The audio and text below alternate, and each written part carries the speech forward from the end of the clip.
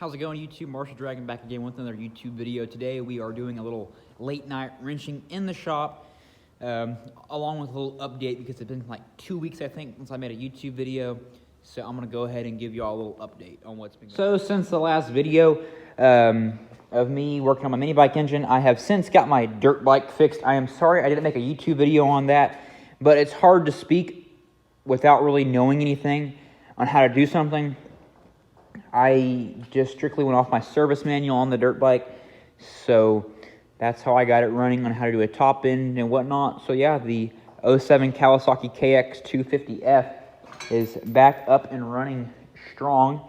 Dirt bike, or the mini bike engine rather, you are probably wondering what happened to that. Turns out you can't run a cylinder head that's been shaved 50 thousandths. No matter what length connecting rod, this is going to be your final outcome right here.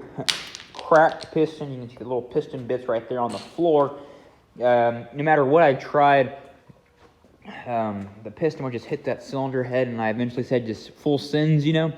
And then we got this Kawasaki, I think it's like a 2012 Kawasaki KLX 110L. Got this one running a couple days ago.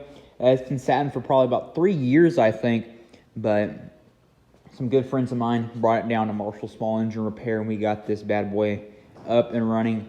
Only thing left to do is get new rim bands and tubes, and we will be good to go on this little mini bike. And now for the topic of today's video, we got this old John Deere garden tractor right here. Yeah, garden tractor, I think. I've had this for way too long.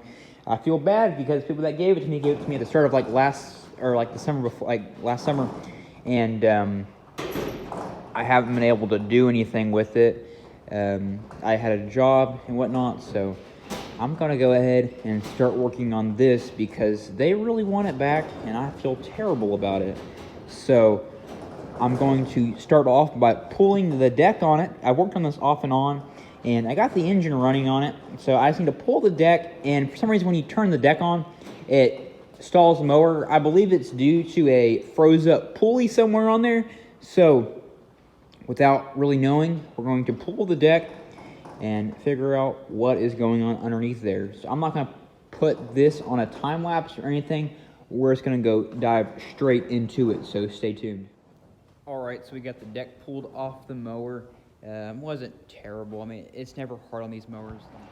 So yeah, you have a series of 3 pins that mainly hold the deck on. So you got one right there, one right here, and there's one on like a front support, which you can kind of see on the ground right there.